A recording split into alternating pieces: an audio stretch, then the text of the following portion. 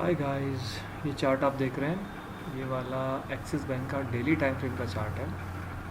इसमें मैं आपको ये दिखाना चाहता हूँ कि जिस तरह से ये रेड कैंडल, इस कैंडल को अगर आप देख रहे हैं यहाँ पे, ये कैंडल डाउन ट्रेंड को शो कर रही है। इसके बाद आप देख सकते हैं कि चार्ट किस तरह से एक्सिस बैंक का स्टॉक डाउन ट्रेंड में चला गया है। ये कैंडल्स स्टॉक प्राइस के ओपन, क्लोज, हाई और लो को शो करती है। जैसे कि मैं इस कैंडल की बात करूं, इस कैंडल पे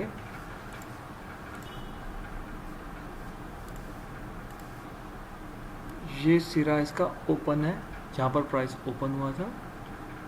ये सिरा इसका क्लोजिंग पॉइंट है, जहाँ पर ये at the end of the day close हुआ है स्टॉक प्राइस। अब इसके यहाँ पर आप ऊपर देख सकते हैं, बहुत ही छोटी सी विक है। इसका मतलब है कि जो स्टॉक का प्राइस था इस डे में, वो उतना मैक्सिमम तक गया है और उसके बाद डिक्रीज होके नीचे आया है। अगर आप इस कैंडल को देखें, इसमें स्टॉक का open, close, high and low clearly show हो रहा है। जैसे कि ये पॉइंट इस स्टॉक का हाई पॉइंट है फॉर द डे, ये पॉइंट इस स्टॉक का लो पॉइंट है for the day, and for the day the stock has reached at this point और स्टॉक ओपन यहाँ से हुआ था। तो यू कैन सी कि स्टॉक का high, low, open and close इस कैंडल स्टिक्स में शो हो रहा है। ये कैंडल्स स्टॉक प्राइस में, अगर हम डेली टाइम फ्रेम की बात करें, स्टॉक्स के मूवमेंट को शो करता है कि फॉर द डे जो क्राउड है, जो ह्यूमन टेंडेंसी है, जो ट्रेडर्स हैं, वो उस स्टॉक के बारे में क्या सोच रहे हैं। जैसा कि अगर आप इस कैंडल को देखेंगे, तो ये कैंडल, इस कैंडल में दो विक है और इसका जो मेन बॉडी है वो बहुत ही छोटी है। इससे ये पता चलता है कि इस दिन जो बायर्स और सेलर्स थे वो दोनों कंफ्यूज थे कि इस स्टॉक का मूवमेंट क्या होगा। जब बायर और सेलर दोनों कंफ्यूज हो जाएं, उस केस में हमारी जो डे की कैंडल होती है वो इसी तरह बनती है।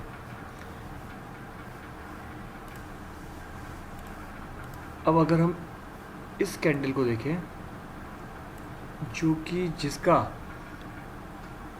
जो मेन बॉडी है वो काफ़ी ग्रीन दिखाई दे रही है, और इसका मतलब ये है कि इस दिन जो बायर्स थे उन्होंने शुरुआत अच्छी की और उसके बाद वो at the end of the day stock price को काफ़ी ऊपर तक लेके चले गए हैं। सो ये candle for the day up trend को शो करती है उस स्टॉक प्राइस के लिए। इसके बाद जैसे कि आप देख रहे हैं, एक बड़ी ग्रीन कैंडल के बाद, हाँ हम इसको इंग्लिश में एलिफेंट बार भी कहते हैं, इस बड़ी सी एलिफेंट बार के बाद स्टॉक प्राइस काफ़ी ऊपर तक गया और उसके बाद स्टॉक प्राइस कंसोलिडेट होना चालू कर दिया था। ये सब प्राइस मूवमेंट जो कैंडलस्टिक्स चार्ट पर शो हो रहा है, इसको एनालाइज करके जो टेक्निकल एनालिसिस के एक्सपर्ट होते हैं वो उस स्टॉक के लिए अगले कुछ दिनों का ट्रेंड क्या होगा इसका पता करने की कोशिश करते हैं। इस सब को पता करने के लिए सबसे ज़्यादा ज़रूरी होता है कि आपको प्राइस एक्शन के बारे में पता होना चाहिए। दोस्तों, प्राइस एक्शन बहुत ज़रूरी चीज़ है। किसी को भी अगर डे ट्रेडिंग में अच्छा काम करना है या वो इसको अपने एक तरह से डेली जॉब की तरह से यूज़ करना चाहता है डे ट्रेडिंग को, तो प्राइस एक्शन समझना बहुत ज़रूरी है।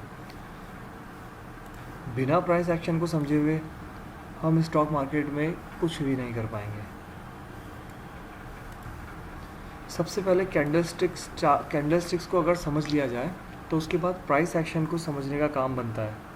प्राइस एक्शन में हम इन कैंडलस्टिक्स को देखकर ये पता लगाते हैं कि उसके अगले दिन उस स्टॉक का प्राइस मूवमेंट क्या रहेगा, वो ऊपर जा सकता है या नीचे जा सकता है। हाँ दोस्तों, इस बार इसमें एक बहुत ज़रूरी चीज़ ये है कि किसी भी ट्रेडिंग एनालिसिस की 100% एक्यूरेसी नहीं होती है।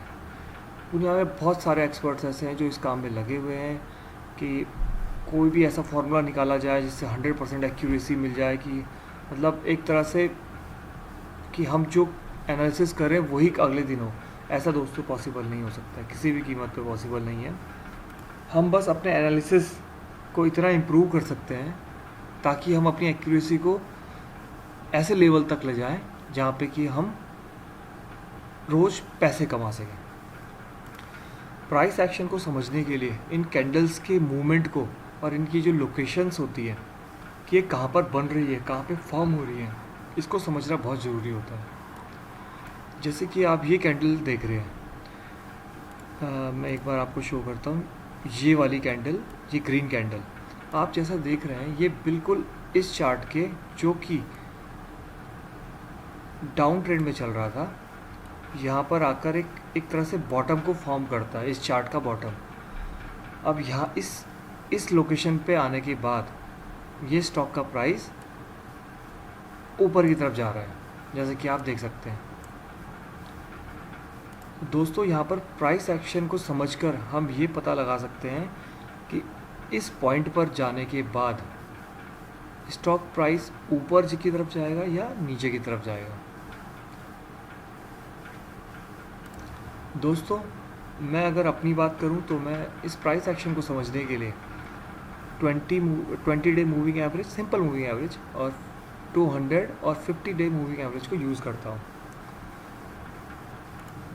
अपने एनालिसिस के मेथड के थ्रू मैं इस बात को जानता हूं कि जैसे 20 मूविंग एवरेज से कोई भी स्टॉक ज़्यादा दूर अगर चला जाता है, लोकेशन अगर उसकी दूर हो जाती है और वहाँ पर स्पेस फॉर्म हो जाता है, तो वो स्टॉक का प्राइस ऊपर की तरफ जाने की कोशिश करता है। इसका मतलब वो 20 डे मूविंग एवरेज को पकड़ने की कोशिश करता है, जैसा कि इस चार्ट में आपको दिख रहा है। अब मैं आपको ये बताना चाहता हूँ कि मैं जब ट्रेड करता हूँ तो मेरा एक फंडा ये है कि मुझे बाय और सेल 20 मूविंग एवरेज के अराउंड ही करना है। अगर उससे दूर होता है तो मैं वहाँ पर थोड़ा चौकन्ने हो जाता हूँ। ये मेरी सजेशन आपके लिए भी है। अगर आप इस रूल को फॉलो करें तो आपको बाय और सेल 20 पीरियड मूविंग एवरेज के पास पर ही करना है। दूसरी एक और इम्पॉर्टेंट चीज़ होती है दोस्तों, सपोर्ट एंड रेजिस्टेंस को समझना भी बहुत ज़रूरी है। हमारा चार्ट्स, हमारे कैंडलस्टिक चार्ट, अगर हम इसका ढंग से एनालिसिस करें तो ये हमें पिछले सपोर्ट और रेजिस्टेंस के बारे में काफ़ी सारी इन्फॉर्मेशन देता है। मैं इस चार्ट को थोड़ा क्लियर करने के लिए यहाँ पर मूविंग एवरेजेस को हटा देता हूँ। अब जैसा कि आप ये चार्ट देख रहे हैं, इस चार्ट को मैंने जूम इन कर दिया है। अब आपको यहाँ पर क्लियरली कुछ विक्स दिख रही होंगी, जैसे कि ये है, यहाँ पर, यहाँ पर, यहाँ पर। तो ये विक्स उस कैंडलस्टिक चार्ट्स के लिए, उस दिन के लिए स्टॉक का सपोर्ट और रेजिस्टेंस को शो कर रहा है। मैं आपको यहाँ पर हॉरिजॉन्टल लाइंस के थ्रू इनके सपोर्ट और रेजिस्टेंस को शो करूँगा अभी आपको, ताकि आपको जल्दी से समझ में आ जाए। देखिए, मैं यहाँ पर कुछ लाइंस को ड्रॉ कर रहा हूँ। ये हॉरिजॉन्टल लाइंस हैं। आप देखिए इसको एक बार और समझने की कोशिश कीजिए।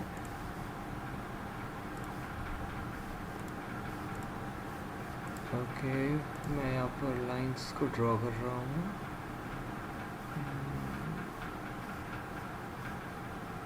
मैं आपको इसके बारे में बताता हूँ कि मैं क्यों ड्रॉ कर रहा हूँ। एक्चुअली चलिए मैं अब इसको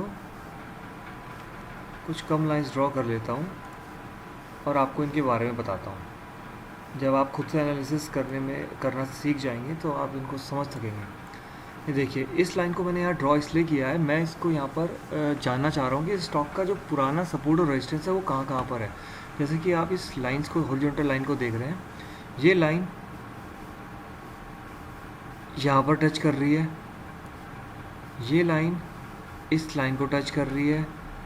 यहाँ देखिए, यहाँ पर भी इसने इसको टच किया है और यहाँ पर भी टच किया है।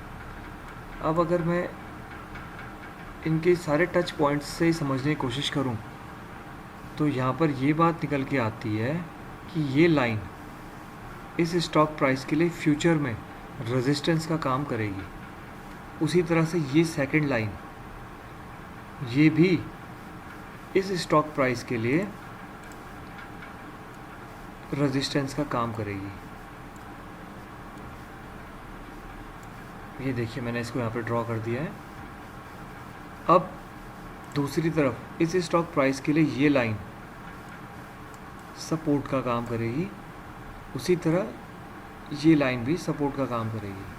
दोस्तों, ये सिर्फ मैंने आपको समझाने के लिए ड्रॉ की है। अगर हम इसको डिटेल में अगर इसमें लाइंस को ड्रॉ करें तो हमें कुछ और सपोर्ट और रेजिस्टेंस पॉइंट यहाँ पर मिल सकते हैं।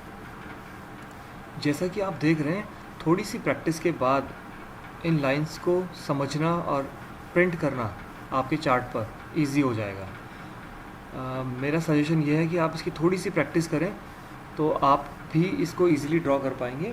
और इसमें कोई किसी बुक को पढ़ने की ज़रूरत नहीं है। अगर मेरी ये बात आपको समझ में आ गई तो आप ये सारे जो इनके टच पॉइंट्स हैं, इनको मिलाकर एक हॉरिजॉन्टल लाइन अगर ड्रॉ करेंगे तो आप सपोर्ट और रेजिस्टेंस को ईजिली पकड़ सकते हैं। यहाँ पर ये बात भी समझिए कि जितनी ज़्यादा लाइंस को, माफ़ कीजिए, ये लाइंस जितने ज़्यादा पॉइंट्स को टच करेगी उतना ही स्ट्रॉन्ग वो सपोर्ट और रेजिस्टेंस बनेगा। और आप इसकी मदद से कैंडलस्टिक चार्ट पर इजीली फ्यूचर में जो उस स्टॉक का सपोर्ट और रेजिस्टेंस होने वाला है, आप उसको पहचान सकते हैं और इससे आपको ट्रेड में काफ़ी हेल्प मिलेगी। दोस्तों, ट्रेड करते हुए एक और ज़रूरी बात यह है कि आप अपने स्टॉप लॉस का ध्यान रखें। अगर आप एकदम नए हैं स्टॉक मार्केट में तो आपको ये नहीं सोचना है कि आप कितना पैसा कमा सकते हैं या कमा रहे हैं। आपको ये देखना है कि आप कितना पैसा बचा सकते हैं। ये सबसे पहला रूल होना चाहिए किसी भी ट्रेडिंग में। तो आप जब भी कोई ट्रेड करें, स्टॉप लॉस लगाकर ही करें। ये बहुत ज़रूरी है। आपको अपना जो अमाउंट है उसको सेव करना है ताकि आप मार्केट में बने रहें, क्योंकि कोई भी ट्रेड 100% गारंटी नहीं देता है कि आप उसमें सक्सेस ही हो। टेंडेंसी, ह्यूमन बिहेवियर या ह्यूमन सेंटिमेंट्स अगर पॉजिटिव है तो मार्केट ऊपर की तरफ जाता है। अगर ह्यूमन बिहेवियर और मार्केट सेंटिमेंट्स